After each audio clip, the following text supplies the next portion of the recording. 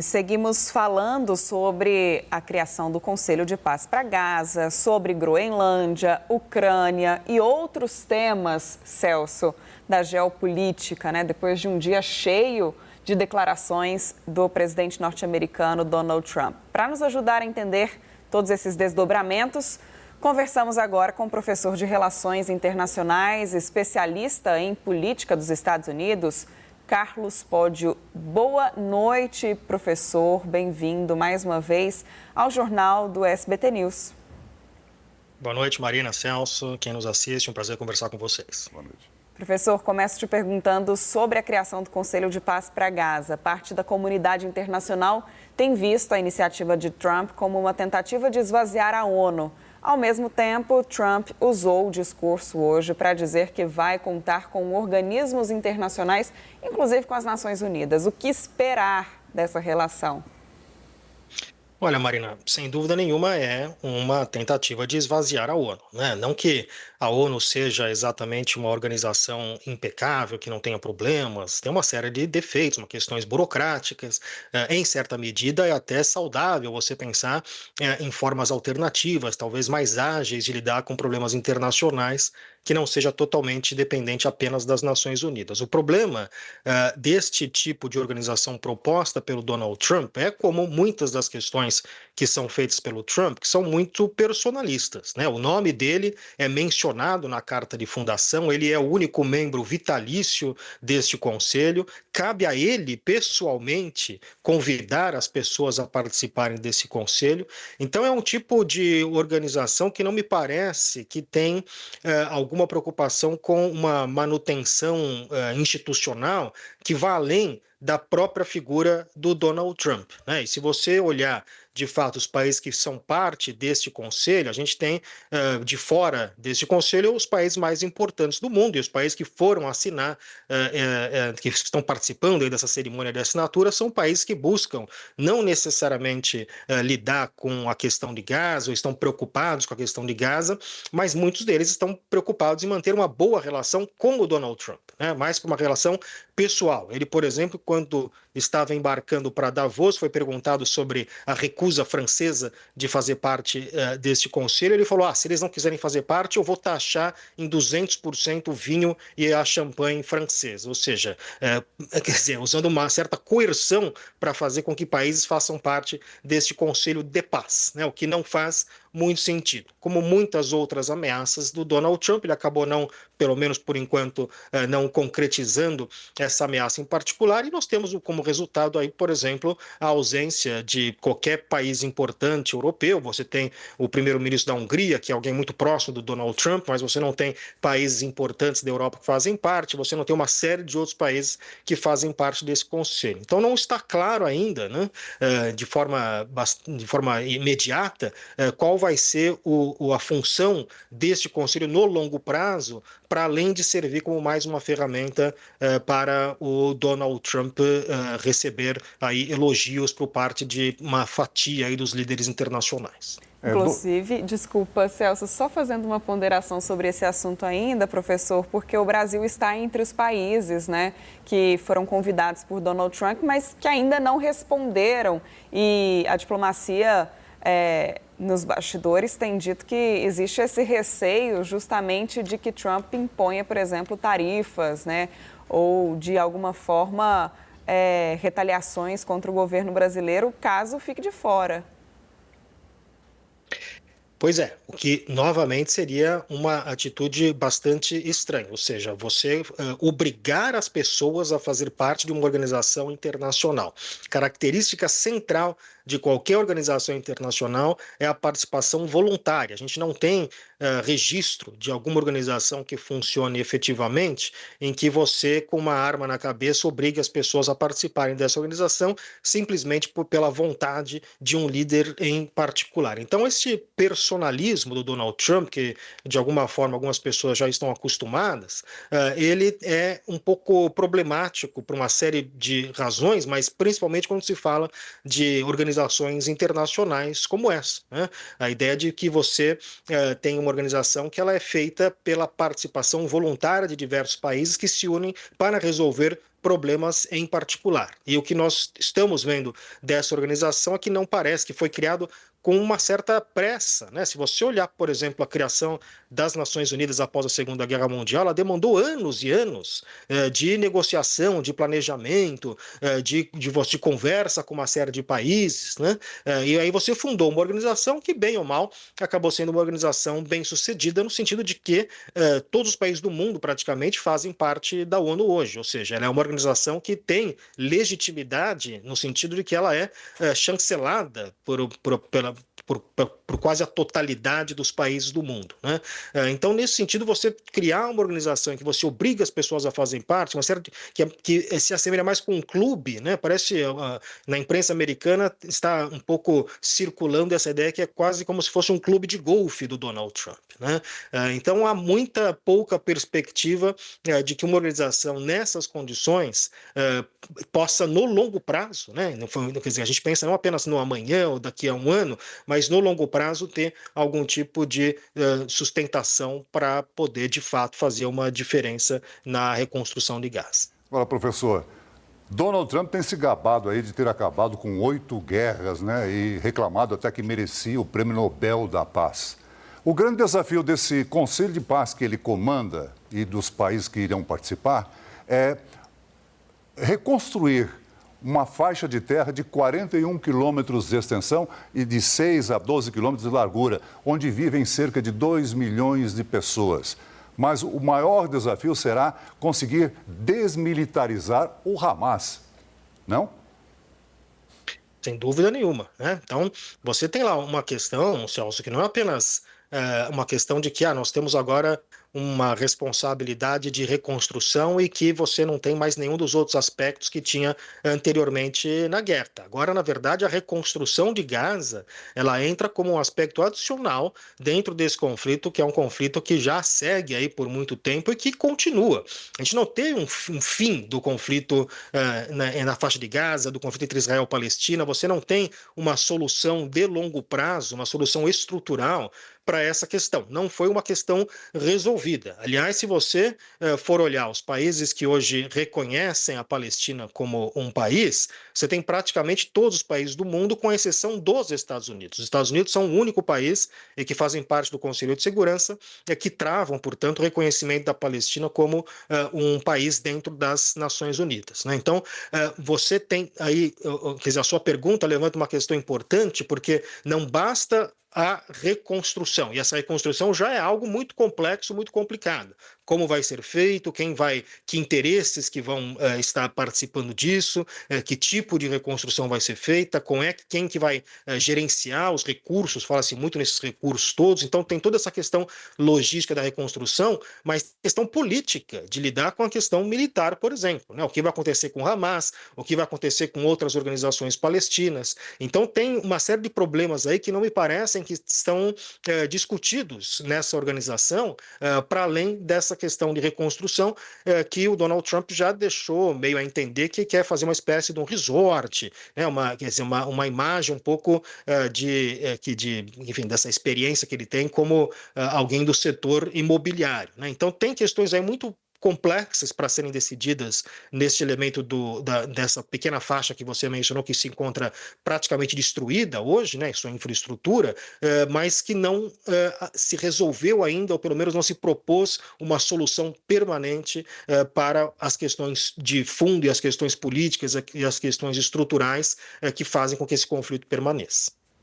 Professor, mudando um pouco o foco da conversa, para falar sobre a Groenlândia, né? A gente acompanhou hoje uma declaração do presidente Donald Trump dizendo que os Estados Unidos estão negociando acesso total à ilha. Isso vem depois do anúncio ontem de que havia um desenho de uma negociação junto com a OTAN. Mas, por outro lado, muitos especialistas, internacionalistas, até autoridades dizem que essa iniciativa, né, de Donald Trump, essa negociação pode enfraquecer também a OTAN. Seria mais uma ofensiva, então, de Trump contra o multilateralismo?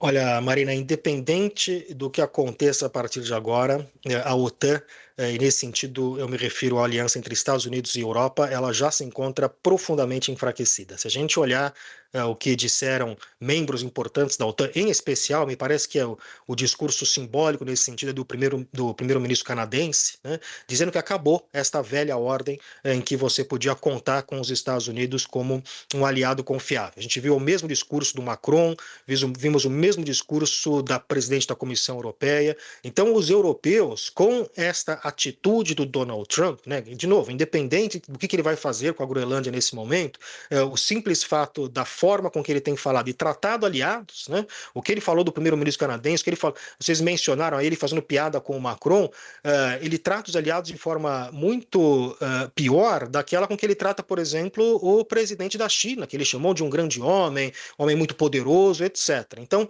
isto cria já uma fissura muito forte nesta aliança. A OTAN não é apenas uma aliança militar, ela também representa um símbolo desta ordem internacional do pós-Segunda Guerra Mundial, né? Um momento importante quando os Estados Unidos assinam pela primeira vez na sua história uma aliança com os europeus em 1949, e a OTAN vai acabar sendo aí um dos pilares desta ordem mundial do pós-Segunda Guerra Mundial. É isso que está acabando com essa administração Trump, né? Então, essas falas sobre a Groenlândia, elas causaram um dano que me parece que é um dano, não só essas falas, né, mas outras falas do Donald Trump, mas essas em especial, porque coloca-se aí na mesa, ou colocou-se por alguns momentos a possibilidade, inclusive, de um conflito armado, né, o que seria os Estados Unidos como a própria ameaça, a própria existência desta organização militar.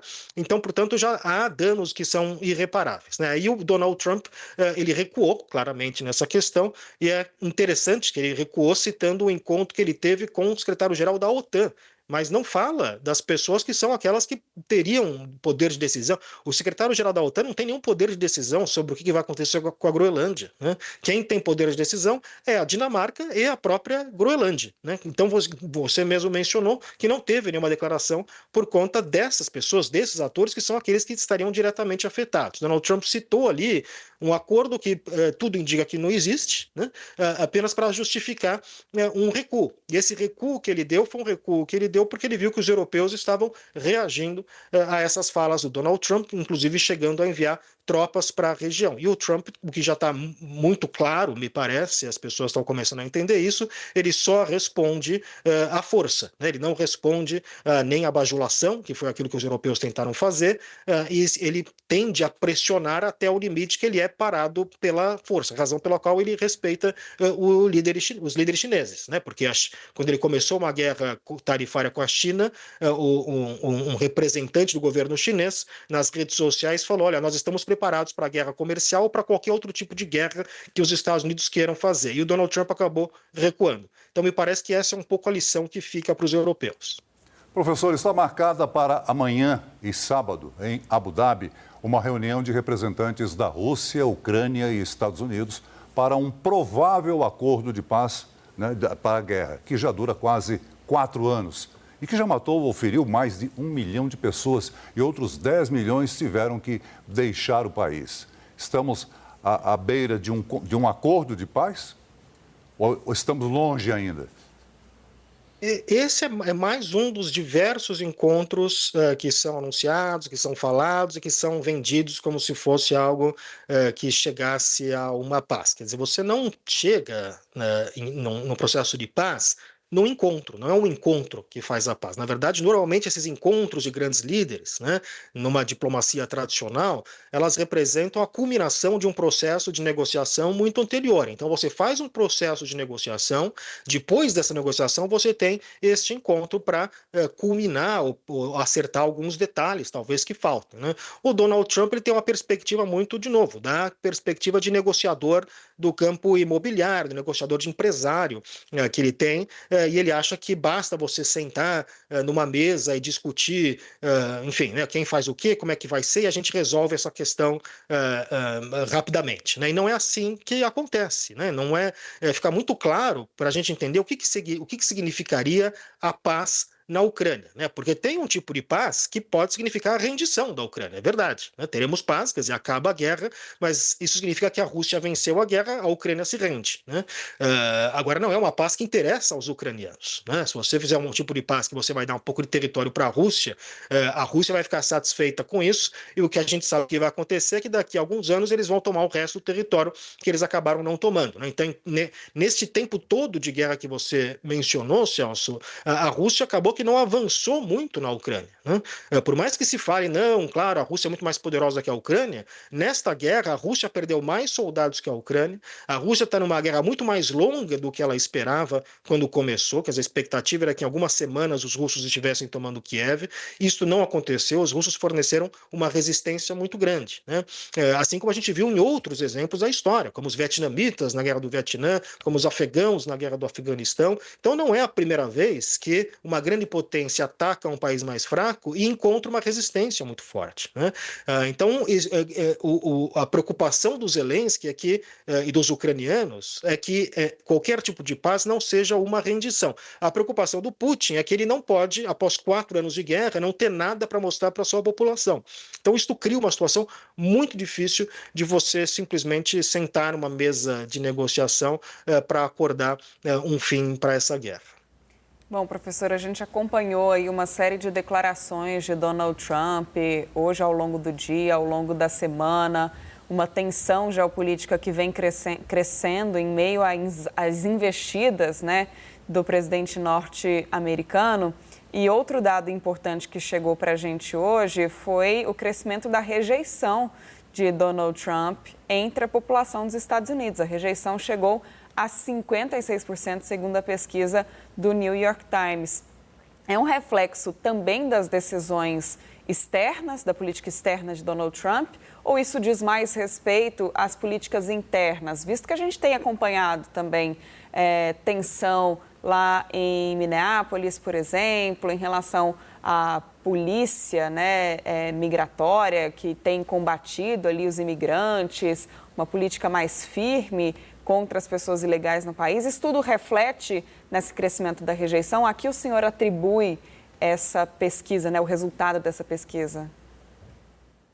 A principal questão que determina e vai determinar a aprovação do Donald Trump e de outros presidentes americanos não é a questão internacional, né? O elemento central que levou, inclusive, à eleição do Donald Trump, que levou uma rejeição muito grande do Joe Biden, que vai determinar quão bem-sucedida vai ser a administração do Donald Trump, é a questão doméstica, principalmente, até mais que a questão da imigração, a questão da economia.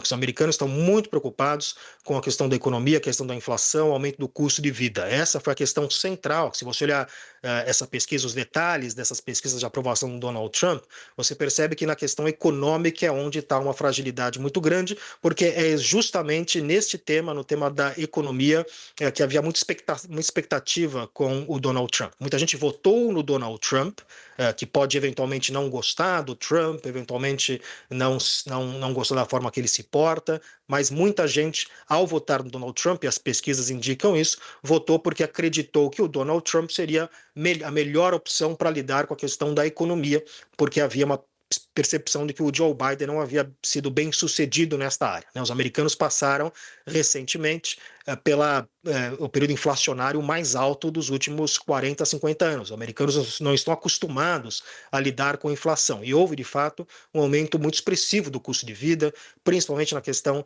de compra de casa, né?